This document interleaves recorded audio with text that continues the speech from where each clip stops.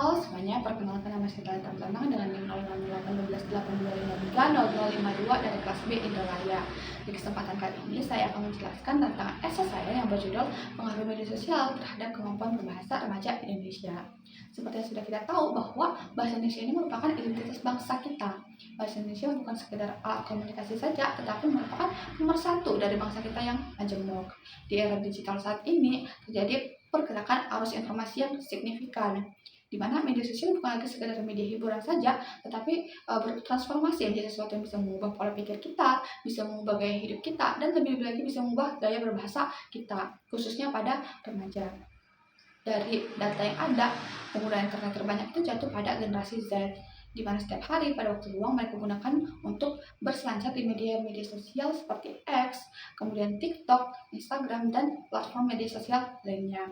Di ruang-ruang inilah muncul kata-kata slang, muncul istilah baru, muncullah gaya berbahasa yang kita sebut dengan bahasa gaul.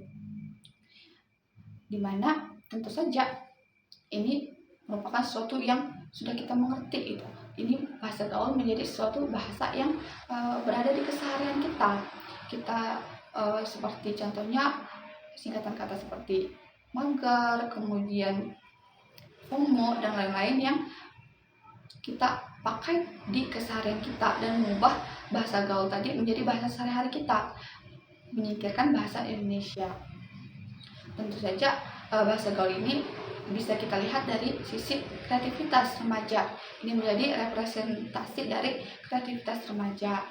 Namun kalau dilihat dari sisi yang lain, ternyata bahasa gaul tadi menciptakan kemunduran dari pemahaman remaja terhadap tata bahasa yang baik dan benar, kemudian ejaan yang baik dan benar, di mana banyak remaja yang kesulitan untuk membedakan di mana mereka bisa menggunakan bahasa non formal dan bahasa formal, di mana mereka bisa berbicara secara formal ataupun berbicara secara non formal.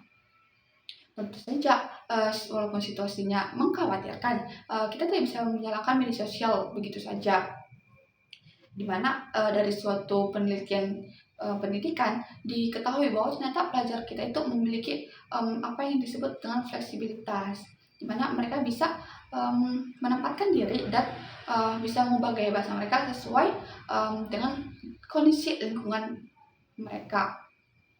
Disinilah letak dimana kita bisa menggunakannya. Hal-hal yang dibutuhkan peran aktif dari keluarga, dari sekolah, maupun dari kesadaran remaja tersebut sendiri, dimana kita harus menyeimbangkan kebiasaan scrolling di media sosial dengan kebiasaan kita membaca. Tentu saja dengan kebiasaan membaca literatur atau teks-teks formal dari jurnal seperti buku, berita, itu menciptakan penawar dari paling ampuh untuk menjaga kosakata formal kita supaya tidak hilang. Sebagai kesimpulan yang bisa saya ambil, bahasa gaul itu bukan sesuatu musuh bagi bahasa Indonesia. Media sosial itu bukan musuh bagi bahasa Indonesia, melainkan cerminan dari bagaimana kita memperlakukan bahasa Indonesia itu sendiri. Dimana ketika kita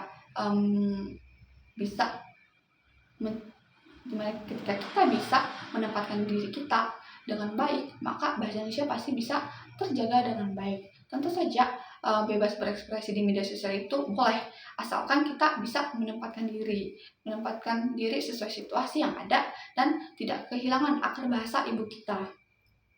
Karena bahasa Indonesia adalah identitas, bukan sekedar mata pelajaran yang diujikan saja gitu.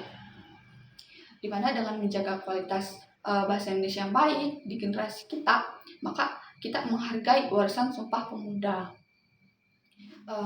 Kita perlu kesadaran berbahasa sebagai bentuk investasi kita untuk menjaga martabat bangsa di masa depan.